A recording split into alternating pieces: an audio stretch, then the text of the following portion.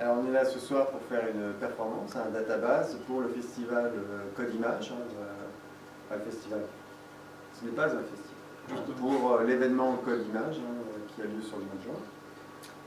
Donc Database est un centre d'art numérique qui invite des artistes et des performeurs sur la question de l'image et aussi de la voix, de la poésie. Et donc nous, on a développé tout un système comme ça pour faire de la performance audiovisuelle, de cinéma interactif. Et donc on crée des poèmes, on pourrait dire audiovisuels, avec des images qui sont des images qu'on reprend sur des films existants. Et notamment la performance de soi, c'est toute une composition autour du film d'aventure en général. Et on a développé avec le Sky Memory Project, c'est le nom de la performance, tout un travail autour des scènes de genre du film d'aventure, c'est scènes d'explosion, scènes d'amour, scènes de jeu, scènes de voiture, de bagarre, etc. Donc tout un parcours comme ça, visuel, sur des planètes qui portent finalement des histoires. Oui, bon, en général, au cinéma, il y a plusieurs pistes. Il y a toujours une piste image et une piste son. Alors, aussi, dans le cinéma, bien sûr, ces deux pistes sont collées sur la pellicule. Et c'est une machine qui va dérouler, qui va défiler de manière assez linéaire d'ailleurs, même complètement linéaire, le déroulé du film et donc de l'histoire. En ce qui nous concerne, en fait, on revient plutôt aux origines du cinéma, c'est-à-dire que Jean-Marie, d'une certaine manière, tourne son projecteur, il va même au-delà, puisqu'il a tendance même à filmer à l'intérieur du film. Et moi, comme les musiciens en fait, des origines du cinéma, je joue en direct. Donc je construis en fait les trois bandes, on va dire les trois pistes sonores de la bande son au cinéma, c'est-à-dire la musique, les voix et les bruits. Alors bien sûr, c'est un travail qui se fait en direct, et je ne sais jamais vraiment si effectivement, à quel moment une scène va durer, etc. Donc je dois avoir le maximum de souplesse et de rythme, etc. Donc ça me remet dans une situation performative du cinéma sonore. On peut dire qu'aujourd'hui, finalement, on prend en compte cette couche d'information qui recouvre, on pourrait dire, la surface terrestre. Il y a aujourd'hui, je ne sais plus combien de milliards de pages Internet. Il y a plus de pages Internet, par exemple, sur Terre que d'habitants. On imagine qu'en 2020-2030, avec des projections qui ont été faites, on sera sur des zeta-octets, non pas des gigas, des zeta-octets, c'est-à-dire des puissances 10 d'images qui circuleront. Alors qu'on peut dire aujourd'hui que finalement, il y a quelque chose qui double le réel, qui est la couche d'information qui circule en temps réel, partout en ce moment, sur Terre. Et donc en fait, le projet est parti un petit peu de cette idée de dire finalement on va mettre en forme cette couche d'information. On va lui donner une forme. On voit un petit peu derrière nous une forme qui est un peu grande, donc on ne l'a pas à distance, mais en tout cas, on arrive à sculpter des formes d'information. C'est des tors, des diabolos, des cycliques de Dupin, c'est des formes mathématiques. Mais le tort est une forme psychanalytique, analysée par Lacan, par exemple. Donc on a travaillé sur cette relation de la forme avec un inconscient. On a des hélices d'ADN, c'est aujourd'hui tout ce que l'on essaye de faire avec les mutations génétiques, par exemple. On a des formes qui peuvent être des tours de Babel. On sait que la tour de Babel, c'est quand même une forme symbolique, finalement, de la connaissance humaine.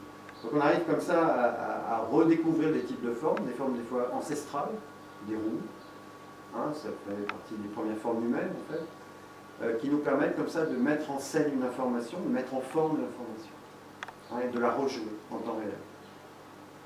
Voilà, c'est un petit peu le travail en tout cas du Slider Lab, puisque on est un groupe d'artistes, on pourrait dire, avec une structure qui bouge et varie en fonction des projets. Donc le Slider Lab est un laboratoire d'art, un laboratoire qui est hébergé par une école d'art, et un laboratoire qui a cette particularité en France d'être dans un accord cadre, ça c'est des mots un peu savants, mais un accord cadre entre le ministère de la Culture et le CNRS. C'est-à-dire qu'on est aujourd'hui dans une espèce d'entre-deux entre l'art et la science. Parce que pourquoi le CNRS? C'est qu'on a des conventions de recherche avec des laboratoires CNRS, ce qui nous permet de développer des algorithmes, puisque Frédéric parlait tout à l'heure de cette couche du son, cette couche d'image, et cette troisième piste en fait qui nous permet aujourd'hui de faire un cinéma délinéarisé, c'est-à-dire un cinéma finalement dont les éléments sont plus collés bout à bout avec de la colle sur une pellicule, mais dont la colle serait un algorithme. Donc la troisième piste du cinéma aujourd'hui, c'est l'algorithme. Et donc finalement on travaille avec des laboratoires de recherche sur cette piste de l'algorithme pour savoir comment elle déconstruit le modèle du cinéma et comment elle nous permet de reconstruire un nouvel univers, un nouveau monde pour penser autrement cette couche d'information.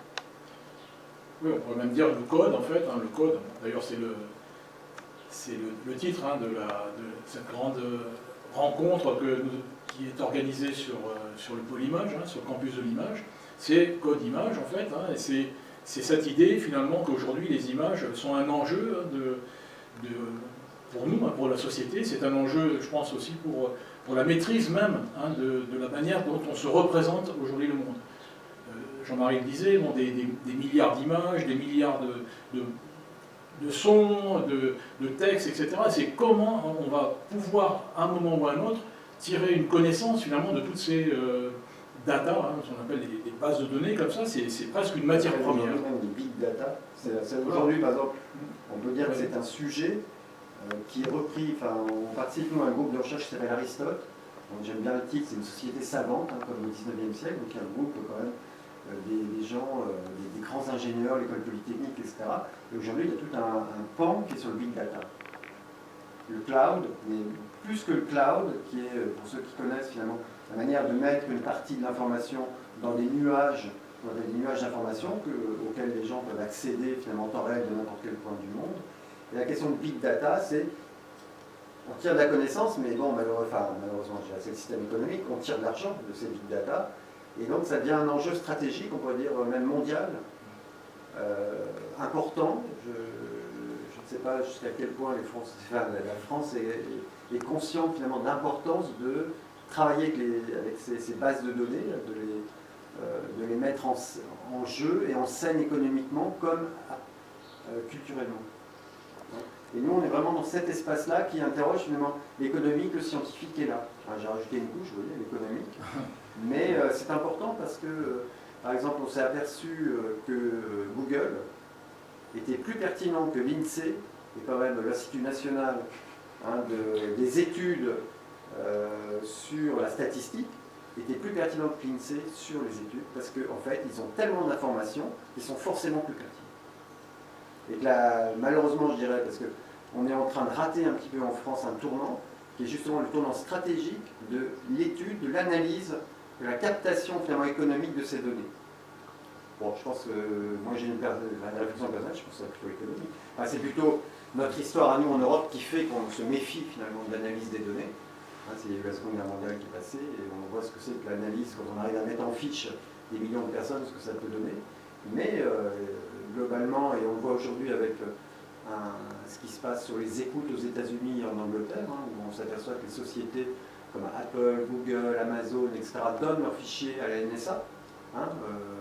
Donc ça permet une surveillance globale beaucoup plus importante, mais ça, dans Code Image, on en parlera, puisqu'il y aura Eric Sadin qui est un spécialiste de ces questions finalement de paranoïa et de surveillance globale. Mais on voit finalement que cette question de l'information est stratégique et importante, et les artistes ont besoin de s'emparer aussi de ces questions stratégiques et importantes, parce que faire de l'art, c'est faire de la politique. En tout cas, les artistes ne peuvent pas, à mon sens, se développer dans ce monde-là en étant absolument autistes. C'est-à-dire, bien sûr, nous-mêmes, on se référencie aux arts plastiques, à l'art contemporain. On est des artistes d'aujourd'hui, et on s'inscrit en fait dans la lignée des artistes qui étaient avant nous, qui ont travaillé à la fois l'installation, la sculpture, les images, les médias finalement, la vidéo, etc. Donc on est à la fois dans cette espèce de recherche historique, hein, de référence, et en même temps on est obligé, pour comprendre notre monde et puis pour appréhender nos outils de représentation finalement, de collaborer avec effectivement des chercheurs, des scientifiques, des philosophes, etc. C'est une nécessité. Mais franchement, je pense que ça a été le cas aussi auparavant. C'est-à-dire les artistes n'ont jamais été réellement complètement isolés dans une tour d'ivoire. Et je voudrais aussi dire que cette manière finalement dans ce laboratoire d'art hébergé dans une école d'art pose aussi la question, c'est que ce sont des technologies qui demandent des moyens, hein, des moyens matériels, des moyens en développement, hein, et on a besoin finalement de trouver des structures un peu transversales. On n'est plus dans l'atelier d'artistes, on est maintenant dans un laboratoire d'artistes où on expérimente des prototypes avec des équipes pluridisciplinaires, et on a besoin économiquement de ça pour pouvoir exister, parce que finalement ça demande des équipes.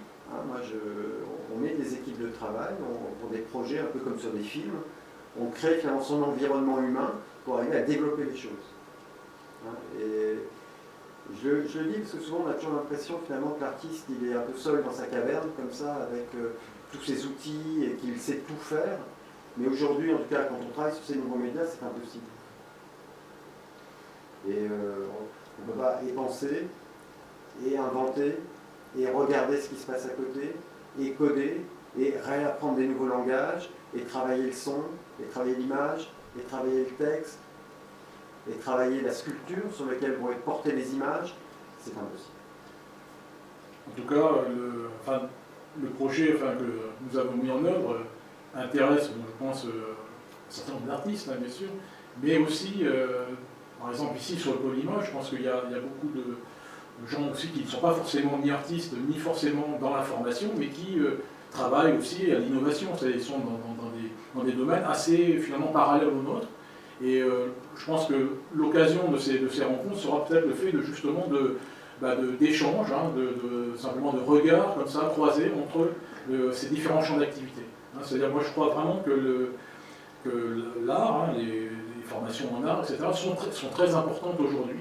Hein, peut-être que même la culture, finalement, est un point peut-être le plus important, l'enjeu le plus important pour notre société. Je crois que tu parlais de la France, qui peut-être n'était peut-être pas à la hauteur dans certains domaines économiques, etc.